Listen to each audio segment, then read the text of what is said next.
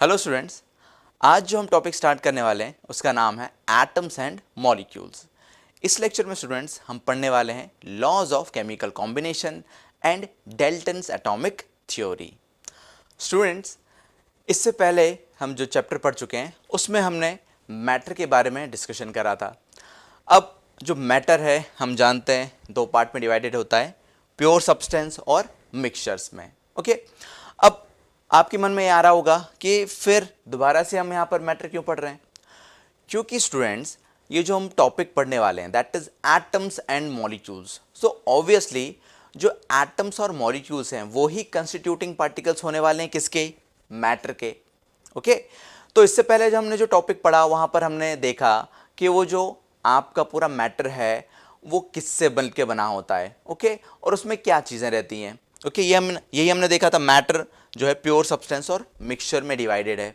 अब pure substance भी दो पार्ट में डिवाइडेड रहता है, that is elements and compounds. ये सिंगल टाइप के पार्टिकल्स होते हैं। ओके, और इनको और फर्दर हम डिवाइड नहीं कर सकते। ओके, कर सकते हैं क्या? नहीं कर सकते। एग्जाम्पल है ऑक्सीजन, हाइड्रोजन, आयरन। ओके, ये सब किसके एग्जाम्पल है? एलिमेंट्स के एग्जाम्पल है। फिर अगर हम कंपाउंड्स में देखें, अब कंपाउंड्स में है वाटर है, टेबल सॉल्ट है, अमोनिया है। अब यहां पर हमने जो भी एग्जाम्पल देखे तो आप यहां पर देख सकते हो कि कुछ ना कुछ यहां पर ऑब्वियसली एटम्स और मॉलिक्यूल इन्वॉल्व हो रहे हैं। क्या इन्वॉल्व हो रहे हैं? एटम्स और मॉलिक्यूल्स हो रहे हैं। फिर अगर हम मिक्सचर की बात करें, अब मिक्सचर भी दो तरह के होते हैं। एक होते हैं हमारा होमोजीनियस मिक्सचर और एक होता है हमारा हेट्रोजीनियस मिक्सचर्स होते हैं। होमोजीनियस मिक्सचर हम बोलते हैं यूनिफॉर्म कंपोजिशन वाले होते हैं, heterogeneous mixture non uniform composition. तो एक बेसिक एग्जांपल है salt plus water. Salt water में घोल दिया आपने माउथ वॉश जो हम का बात करते हैं, ठीक है ना, वो भी एक क्या है आपका मिक्सचर है। एलॉयज जो हैं वो भी एक मिक्सचर है। फिर हेट्रोजीनियस मिक्सचर में आप एग्जांपल ले सकते हो solid waste dump, Italian salad dressing, pizza या और भी दूसरा आपका मिक्सचर। तो ये हम जो है मैटर आपका एक क्या है, वाइड लेवल पर हम इसका डिस्कशन कर चुके हैं।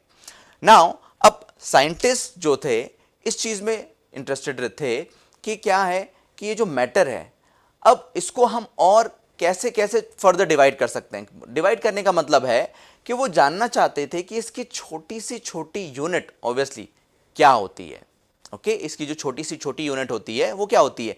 मैटर जो है आपका किस चीज से मिलकर बना होता है। ये तो हम बेसिक ठीक है डेफिनेशन देखते हैं, बट साइंटिस्ट किस में इंटरेस्टेड थे? वो मैटर को और छोटे से छोटे पार्ट तक जाकर उसको स्टडी करना चाहते थे। ओके, तो अगर हम इसी अटेम्प्ट में देखें तो क्या होता है, idea of divisibility of matter. जो एक आइडिया होता है कि एक मैटर क्या हो सकता है, डिवाइड हो सकता है।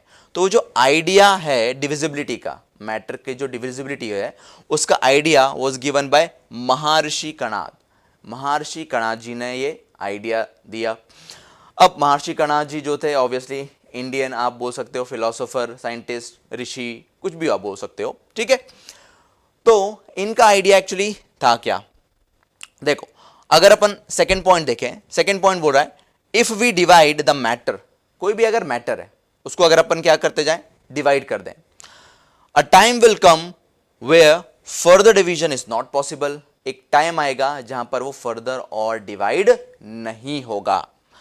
And the smallest particle will be known as परमाणु, और जो स्मॉलेस्ट पार्टिकल होगा उसको अपन क्या बोलेंगे? परमाणु बोलेंगे। फॉर एग्जाम्पल अगर हम बात करें, इस सपोज ये जो पेन है इसकी, ये पेन है, अगर मैं इसको हाफ में डिवाइड कर दूं, अब मेरे पास जो हाफ पोर्शन बचेगा, ओके, अब मैं उसको डिवाइड कर रहा हूं। अब उनमें से जो दो पीसेज होंगे उनमें से एक पीस मैंने लिया, उसको मैं डिवाइड कर गया। तो इस तरह से हम क्या करते जाएं, कंटिन्यूसली डिवीजन करते जाएं तो एक आपका एक पॉइंट आएगा कि इतना छोटा वो पार्टिकल हो जाएगा कि आप उसको और फर्दर डिवाइड नहीं कर सकते। यही है आपका क्या, डिविजिबिलिटी का कॉन्सेप्ट। तो हम इतना डिवीजन करने पर जो वो छोटे से पार्टिकल पर पहुंच रहे हैं, उस छोटे से पार्टिकल को क्या बोला गया? परमाणु बोला गया। किसके द्वारा? महर्षि कणाद जी के द्वारा। ओके, अब जनरली ये वर्ड जो रहता है आपका हम कम सुनते हैं, बट यस जो है आपका छोटा सा जो पार्टिकल बचा, जिसको अपन एक्चुअली दूसरे नाम से जानते हैं, बट इन्होंने वर्ड महर्षि कणाद जी ने किसका इस्तेमाल करा? परमाणु। ओके, वो क्या होता है? परमाणु, छोटा सा particle. Now Democritus and Leucippus said that these indivisible particles atoms। अब जो डेमोक्रिटस और ये ल्यूसिपस थे, इन्होंने जो है एक दूसरा शब्द इस्तेमाल कर लिया। महर्षि कणाद जी ने परमाणु बोला, पर इन दोनों ने एक वर्ड का इस्तेमाल करा जिसे अपन बोलते हैं एटम्स, और हम यही फ्रिक्वेंटली यूज कर रहे होते हैं। हम फेमिलियर हैं विथ एटम, बट अगर परमाणु बोला जाए तो हम थोड़ा सा कंफ्यूज हो जाते हैं। तो स्टूडेंट्स, कंफ्यूज होने की कोई जरूरत नहीं है। परमाणु मतलब कि हम एटम की ही बात कर रहे होते हैं।